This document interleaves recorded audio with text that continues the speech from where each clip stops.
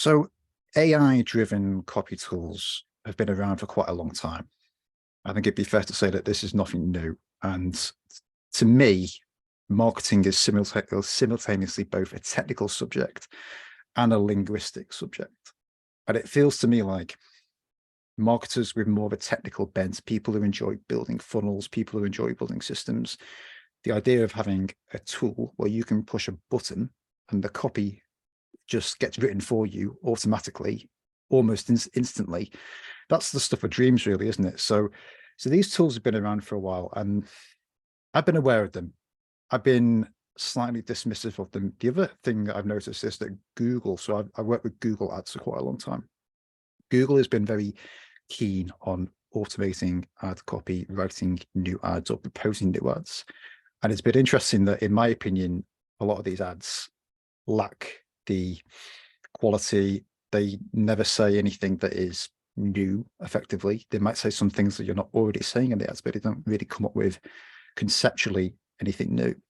So I've always been a little bit dismissive. However, last year, a writer in my writers community said that he'd been using Jasper.ai, which is another AI-driven copy tool. But he wasn't just using it to write ads, he was using it to tell stories. And he posted a few stories in the community that he had written. And actually what he'd done was the tool had written it, and then he'd edited it into his voice and used it as a working first draft. And I thought, well, that's actually quite interesting, because just because I wouldn't personally use it, and maybe I'm a control freak about the outcome of my words, but just because I wouldn't use it doesn't mean that we need to be scared of the technology or that we shouldn't explore it. So last year we took a bit of a look at Jasper.ai. I'm happy to maybe share that video for anyone listening to the podcast. And on the whole, we were quite impressed. We gave it some basic commands. It outputted some stories that we felt actually, if you were writing a Facebook ad or a short email, that potentially you could use it as a source of ideas, something to beat the blank screen. Maybe not for everyone, but for some writers, I could definitely see a use case. Fast forward to this year, all of a sudden ChatGPT seems to have burst onto the scene, and I'm sure it hasn't actually burst onto the scene. I'm sure that there's been a lot of work that's gone into this, and I've only just noticed it. But it was interesting to me that I hadn't heard of it, and all of a sudden, in about 4 or 5 different networks, everyone was talking about it all at the same time. I was like, well, if 4 or 5 different networks are not even just marketing people are talking about it, then perhaps we want to pay attention to it. So one of my copywriting mentors is James Daniel, who's on the call today. And I saw a post on LinkedIn that he had put up where he had been testing with ChatGPT, he'd been putting it through its paces. And I was like, well, that's interesting, because James is a long-term direct response copywriter, a very sharp copy editor. So, if James is happy with it, then that's quite a high bar. So I thought I'd invite him onto the podcast to see what he's found. So James, welcome. Hi, Rob. Good to be here. So I wouldn't say I'm happy with it. Let me just say no. I'm fascinated by it, terrified by it in equal measure, impressed by what it can do, but also very aware of its limitations. So yeah, I hope I can offer you some perspective on it here. Perhaps we can just go back a few pages and explain what ChatGPT is for anyone listening who's heard of this but doesn't really understand what we're all about. Yeah, I mean, I guess my description of it would be it's I see it as kind of an aggregating tool. It's if you see it first and foremost as a researcher that is a vaguely competent writer, I think that's a sort of a useful starting point. So let's say, for example, you want to write a blog post for your business, whatever it is, and you can just say to it, write a blog post about such and so, let's say solar panels or something like that. And it will suggest various angles, and then you say, okay, right, angle number 3 I like, and it's interesting actually I say solar panels because you used that in a video that you did recently, and that's the example I've been using all the time in discussing this. Just a perfect sort of generic business, isn't it? Yeah. So yeah, it'll give you an angle like how long will solar panels last, or something like that. What's the lifespan? And then you can say, okay, well, let's go with that angle. How would you map it out? And then we'll say, well, first of all, we'll talk about this, and then this, and then this, and say, okay, now write a draft of it. And then you can train it. So you say, okay, now rewrite the draft, but talk a little bit more about this particular thing, you know, about the what could cause them to underperform, if you like, or you know, what kind of maintenance they need. You talk more, you inflate a certain aspect of it, and then it will do that, and it will give you a finished draft of something, which on the surface looks very impressive, but you know, there are limitations. You know, first of all, we have to remember that because it's dipping into the web to see what's out there, then it's not just coming back sort of stealing other people's ideas. Inevitably it's going to be stealing entire phrases. So you know, it's a pillaging tool, really, in many respects. And you know, there are all sorts of bots and systems out there that are designed to sort of detect this activity. So if you're using that as a way of, you know, for example, ranking high on Google, then you know, you can forget it. But more important than that, I think, is that it doesn't necessarily serve human readers, because it lacks the style, the tone, the nuance of human language. And I think the example I gave in that post on LinkedIn is it sounds like it was written by Sheldon from The Big Bang Theory, you know, a sort of a person who is basically a droid in human form, who is devoid of all emotion. I've just had the image of Sheldon where he's got his mechanized version of Sheldon, and he's got a TV for his head. And he's, yes, I mean, he is R2D2, isn't he? You know, or C3PO, whichever one is the talk. C3PO, I think.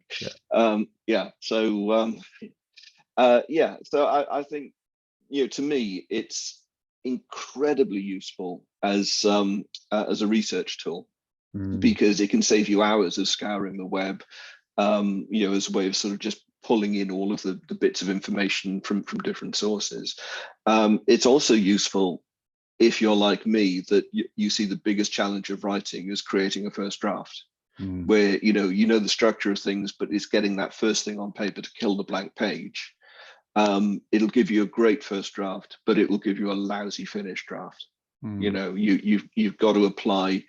You know, we as humans have a special language capacity that other species don't have, and that allows us to communicate in more than functional ways. You know, we don't speak Klingon. You know, we have a rich, particularly in English, we have a very rich language, and you know, to use the output of AI, I think is to ignore all of that, and it shrinks down communication, I think, into something that is purely functional, unless you rewrite it. I think even in telling a story, sometimes we hit the limitations of language. You know, when you're really trying to capture an emotional moment that's charged, there are limits. I think even to language, and you being very careful about how you select your words. Even then, there are limitations to language, and you've got to get it exactly right. Yeah. So then, if you're expecting, you know, a tool to do that, I'm skeptical. It can't do it. I mean, one of my favorite web tools is Word Hippo, you know, which is basically a big thesaurus. To me, that's the sort of the most intelligent thesaurus that I've ever found. It'll give you so many different sort of variations and neo variations on words, and it just shows you how many choices a machine has to make. You know, and the chances, and most of them would be, if you inserted one of those synonyms directly into your copy, it would be, you know, 9 times out of 10, it would be wrong, because it's near, but it's not exact, you know. And the chances of a machine making the right selection from, you know, with all of that choice, when it has no capacity for understanding human emotion, where it doesn't understand the sort of the emotional and the onomatopoeic qualities of a word, and it doesn't understand the sort of the images that a particular word conjures up. You know, the sort of, if you like, the sort of the meta quality of the word, the sort of what's cultural interpretations to the same word, even. Yes, absolutely. Yes, yeah. You know, shared reference points with your audience. It doesn't understand any of that. was interesting to me. So I follow John Loomer's work. So John is a Facebook ads coach, and he pretty much spent about 2 days trying to get it to write a video script for a Facebook ad. But he documented, I can link the article for anyone who's interested, but he documented how carefully he had to go through training the AI tool and re-asking it questions and telling it, no, that wasn't what I meant. Could you write something that focuses on this aspect instead? And it took him a long time.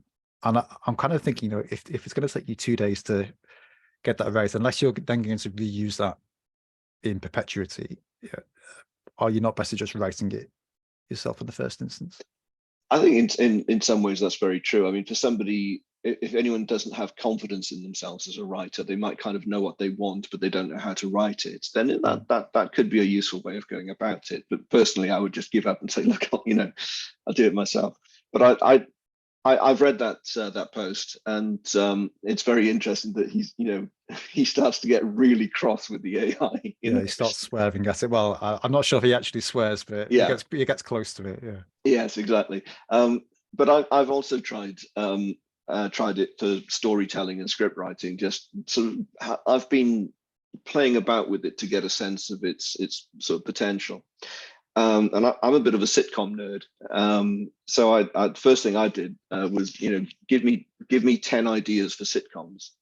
And in fairness, it came back with some reasonable ideas. I mean, nothing I would ever sort of, write or even watch, but, considering it came from a machine, these were sort of okay ideas. And then I thought, okay, let's see what it can do for generating stories. So I thought, well, it's bound to know Friends. If it knows no other sitcom on earth, it definitely knows Friends. Okay. So I said, okay, give me 10 ideas for storylines for Friends. And again, they were sort of fairly staple kind of sitcom plots, around sort of something bad happens and they're trying to keep it from somebody, So the one that it came up with on the list was Monica is very proud of a vase, and one of the friends breaks the vase and they have to try and keep it from her. So I said, okay, it doesn't sound like a great plot, but I thought, let's see what it does. Break that into scenes. And then it did that, and then sort of, I said, okay, now write scene 1. And all's going well. I mean, the jokes in it were terrible. It's a really rubbish joke writer. The jokes are very cliched, yeah. Yeah. But then it when it put in the incident of the vase being broken, it got Monica to break the vase, and then it sort of, don't tell Monica. Hang on, do you not realize what you've done here? You can't, if you're keeping a secret from somebody, then they can't be the person that made it happen. And it has that really sort of basic error to it, and so while I was very impressed to an extent, considering it's a machine, really it's more like watching a performing dog balancing a biscuit on its nose, sort of, well, considering you're a dog, that's not bad. Yeah, it feels like there's maybe a bit of like a shiny object thing, and maybe people are getting a bit carried away. Yes, yeah, I would definitely agree with that. Yeah.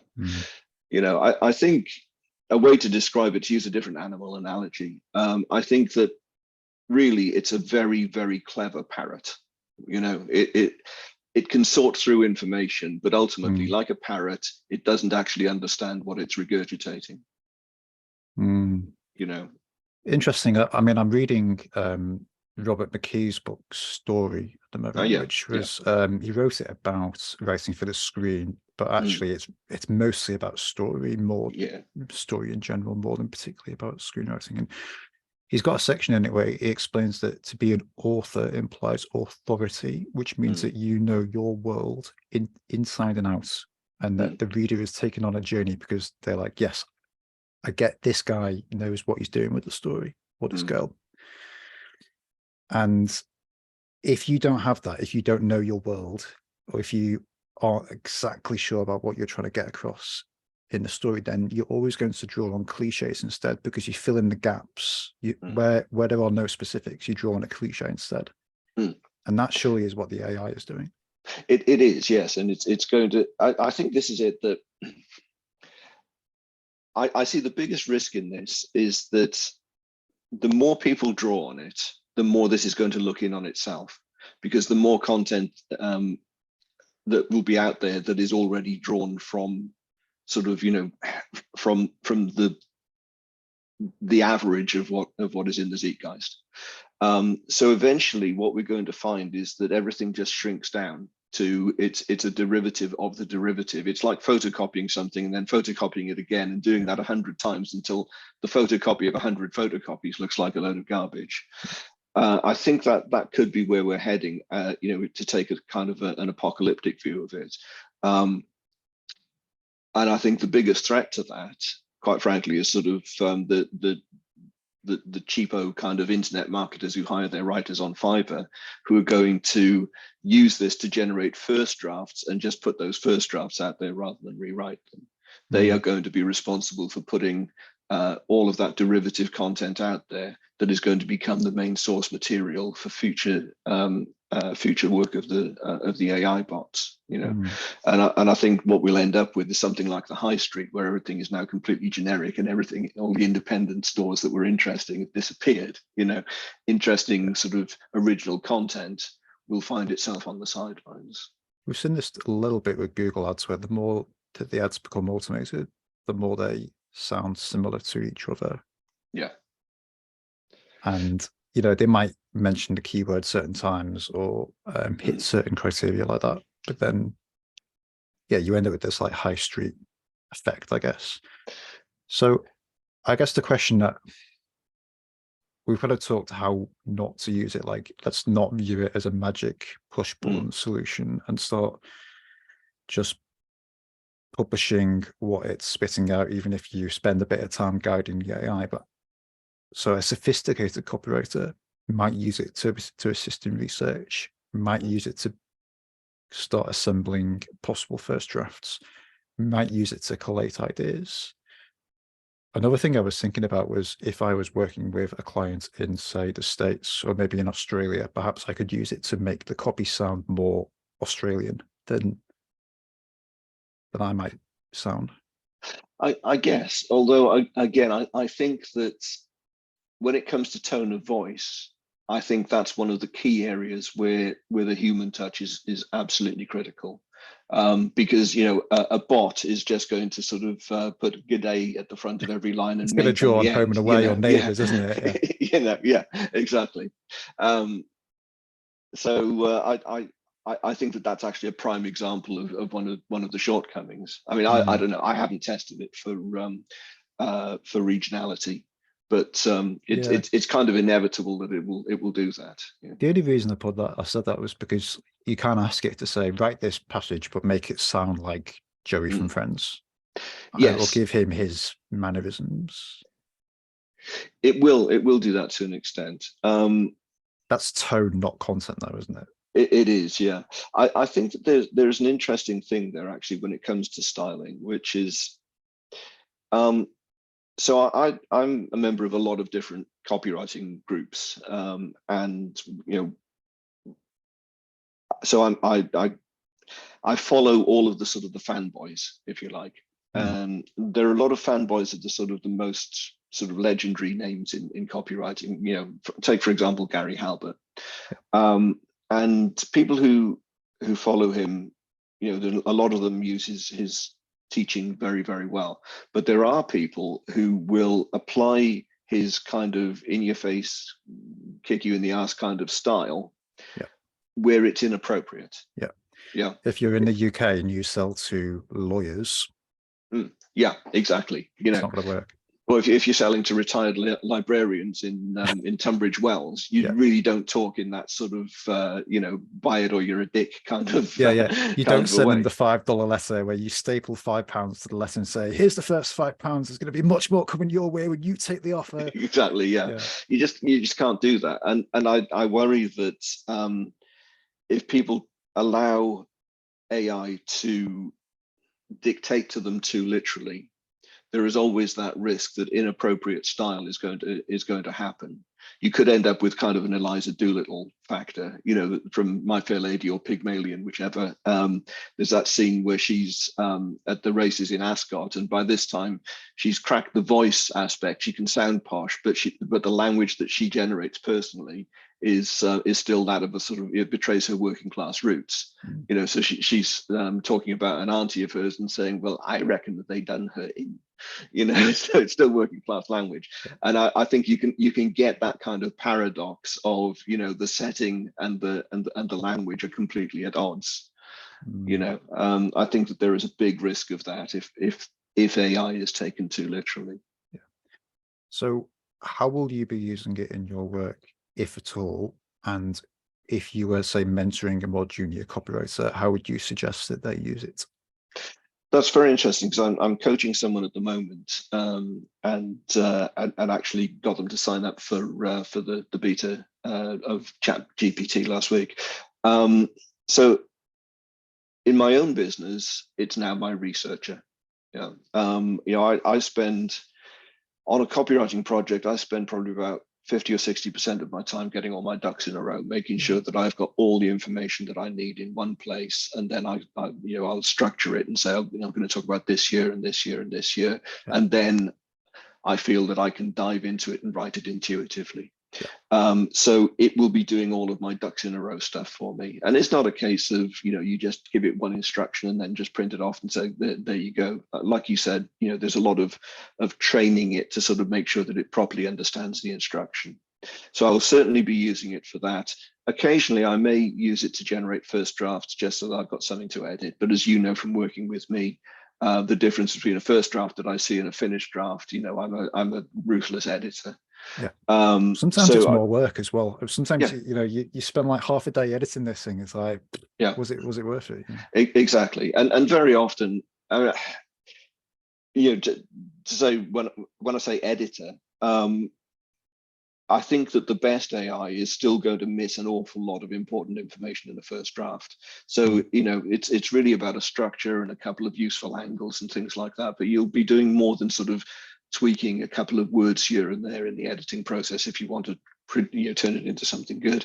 I'm going to test that, and I'm going to see, does that work for me as a process, or am I better off actually just, you know, using it for nothing but research and then just writing as I've always written. That said, I'm not at a point yet where I would completely trust it to do the research, because I mean, we know, if you take Jasper, for example, I believe it crawls about 10% of the internet. And I think that's probably has more coverage than any of the others. So there is always that risk that important information is being missed out. And I think it would be very remiss to just say, oh yeah, it's found it, that's all I need to know. You've got to do some sanity checking, you've got to do some further digging. So I think, you know, I'm really on the threshold of beginning to use this, and I'm going to draw my own conclusions as to just how useful it is. I believe that it's going to save me a lot of time and effort, but you know, the bits where I really add value for my clients, that bit doesn't change in the slightest. Yeah, because you're going to look at a piece of writing completely differently to how an AI tool might use it. Like you might look at it and ask, you know, firstly, do you have the right big idea? And then is that big idea being portrayed at the right point in the copy? Is it coming across with the right emotion? Whereas a copy tool might not do that. It might edit it from a much more kind of line editor perspective. Yeah, absolutely. And to answer the second part of your question, you know, so the person that I'm coaching at the moment, yes, yeah, we were looking at copy for a sports massage therapy business, and you know, we, as an exercise, just put it through there, and it came up with some very useful angles. You know, not necessarily sort of the big idea that sort of acts as a delivery mechanism for the entire message, but just some useful sales angles. And actually that came through asking it to write some strap lines, and as strap lines they were terrible, but they did deliver useful angles that could be used as bullet points or that kind of thing. So, you know, I have urged this person that I'm working with to use it for exploration only, but for nothing more. Yeah, I think there's definitely an ad writing application, especially because a lot of ads managers tend to be more technical rather than language people. They're not necessarily writers, and actually the ad writing is often their least favorite part of the project. Yes, like in a Google ad, you can enter, you know, up to 15 headlines, up to 4 descriptions. in a Facebook ad, you can enter up to 5 versions of the primary text. So, if you're entering a few of those and then asking AI to come up with some variations of it, I think that's fine. I think that works. Yeah, absolutely. Yeah. And that is a time save. Yeah. I mean, I actually hate that bit of Google Ads, the way that it kind of now insists that you do it that way, because I'm a bit of a control freak, and I have an ad Don't that get me works. started. Yeah, well, quite, yeah. So, well, I think it's all part of Google taking control of the ad delivery and bidding the content. You as the advertiser are having less input on it, I think. So yeah, exactly. Yeah, I have an ad that works extremely well. I've got the 3 lines sort of that I want, and it's perfect. But Google doesn't show it as often because they want to show the stuff with the dynamic variability, and so it's I find that very, very frustrating. But I think that's an interesting thing about sort of some of the annoyances with AI. Detection tools are out there to sort of to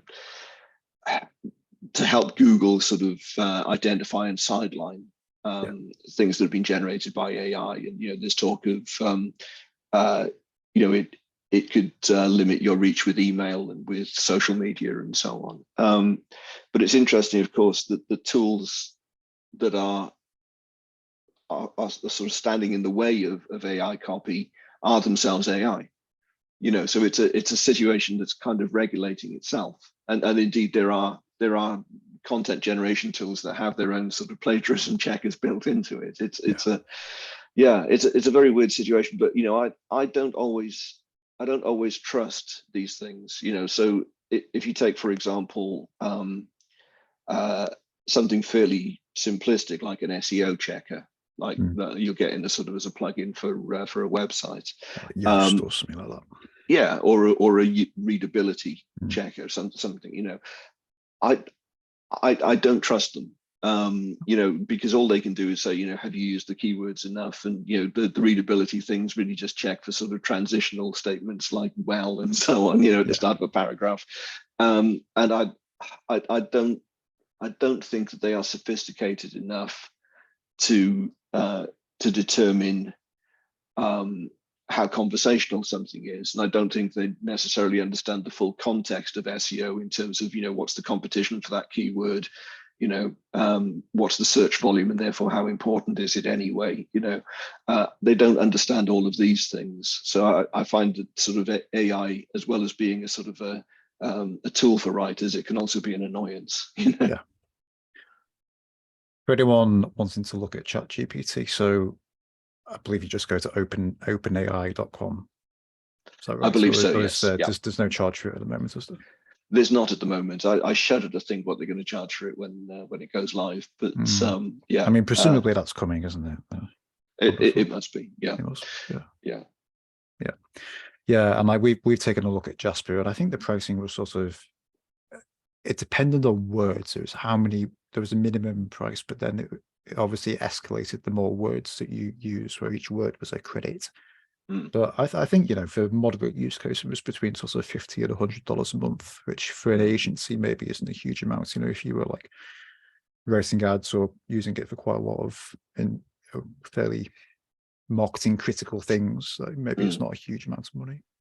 Yeah, absolutely. And I think Jasper definitely has its uses. I mean, from what I've seen, it seems to me that ChatGPT is better at finding information and finding it. I don't think it crawls as much as the web, as we've said, but it seems to be a better aggregator of content.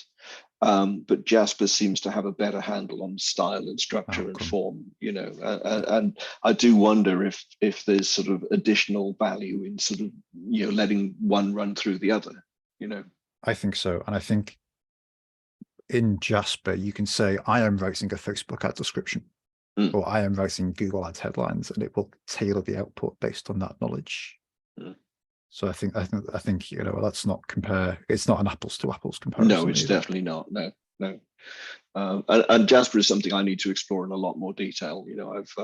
I've been looking into it and seen a lot of demonstrations of what it can do, and I find it quite exciting. But it does, again, it does sort of have all of those limitations that we've discussed. Yeah, I think something I'm going to do in my work is look at incorporating it more at the research phase, which I hadn't really considered. But as you were talking, I was thinking, yeah, I've got at least one client where they're not always very chatty, or they're not available. It's hard to get updates out of them necessarily. Sometimes I have to supplement with my own research, and actually that would potentially be quite a good use case for it. Yeah, definitely. Yeah, I think that this is something, it's in so much in its infancy, and it's going to completely redefine how writers work. It's going to put a lot of writers out of work at the bargain basement end, and I think that the jobbing writers who continue, I think, will spend the next couple of years going through full sort of trial and error and getting a feel for how best it fits into their business. And I don't think that there is a definitive answer on it, because every writer has their own style and their own sort of their own preferred way of working, their own learning style. I think everyone will have to find their level with this. What we've seen in paid advertising is that because all of the platforms are becoming more automated, it's forced agencies and consultants to become more strategic and shift where they provide value. And I think maybe the same thing might happen with copywriters as well. I'm not quite with you there. Yeah. So for, say, a Google Ads agency, because we're not on a day-to-day basis, we're not adjusting bids. Sometimes the tool is creating new ad variations. We spend more time working with the client on the offer. A lot of the work has moved actually to the website of working on the landing pages. I was wondering, for a copywriter who is just, say, being paid by the hour to write, blog posts for SEO purposes about a specific topic, if that maybe, if they are at risk of having their work, their slice of work might disappear due to automation, or maybe they need to find other ways to provide value to the clients. I think so. Yeah. I mean, yeah, there's a very, I think, unpleasant sort of lower end of the industry where, people will write like 1,000-word blog post for a $5, no pun intended. And I don't like that, first of all, because it encourages low quality, and it also, teaches marketers not to pay for something of value. And that industry is that side of the industry is going to continue in some measure, perhaps in an adapted form and on a different scale. But I think that the majority of people who make their living that way right now, by churning out really low value content to bait the search engines, I think that an awful lot of them will find themselves out of work. I agree.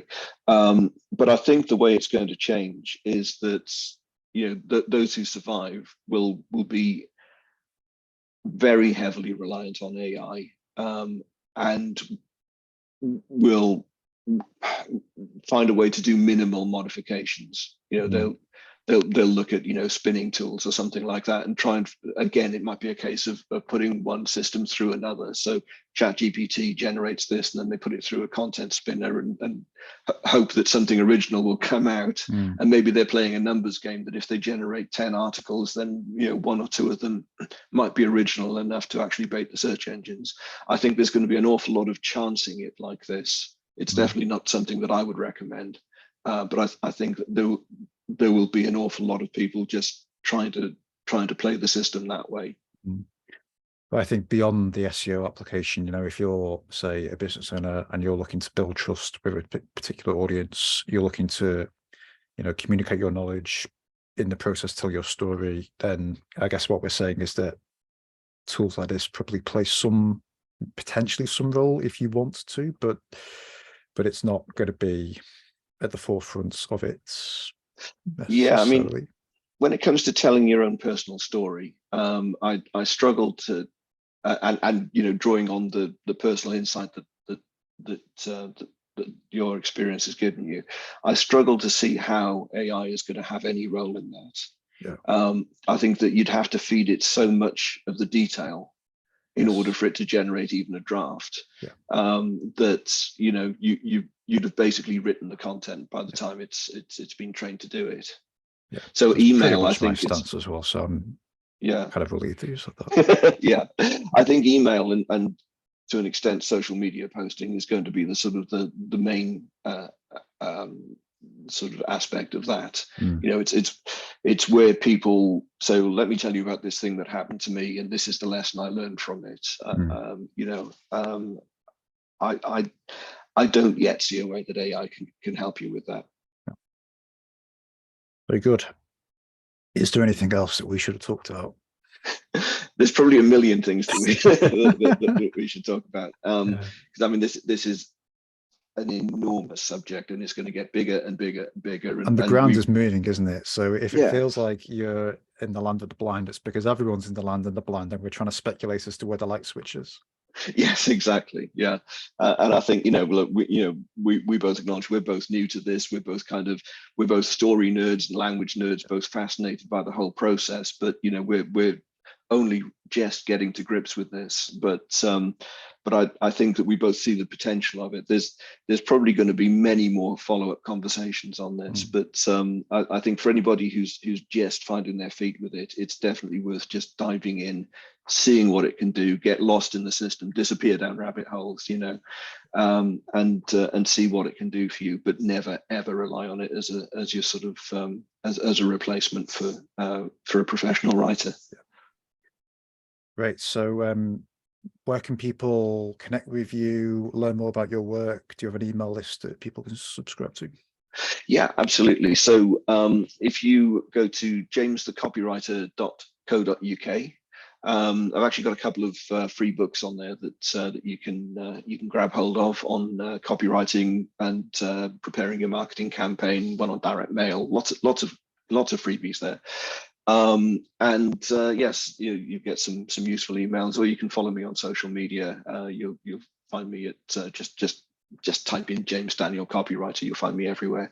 I'm always having a rant about something or other, Great. Well, I look forward to the next rant. Fantastic. This has been very interesting, Rob. Thank you. Thank you for having me on. Thanks for joining me, James. Thanks.